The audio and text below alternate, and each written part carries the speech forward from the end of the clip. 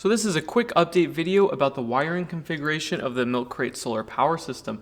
Originally we had the power supply output in parallel with the PV input, but last night I realized that if you have a high voltage solar array and it's connected to the output of this power supply, it could burn this out. So the new wiring configuration is connecting the V positive to the fuse block with a 15 amp fuse, and then changing the output voltage of this power supply to 14.4 volts. Just like that. Now we have the proper voltage. And this V negative should not be connected to PV negative, because then you'd have 30 amps going through this negative supply. Even though there's continuity between these, you're better off connecting this V negative to the battery negative right here, because this terminal already has 3 connectors, and this wire can easily handle that current.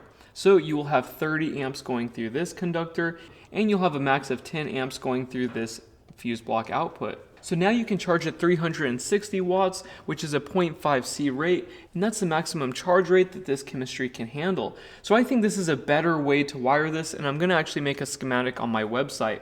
But yeah, simply connect V positive to a fuse block positive, V negative to battery negative on the MPPT, and you're done. Just ensure that the output voltage of this power supply is at 14.4 volts before you connect it to the battery.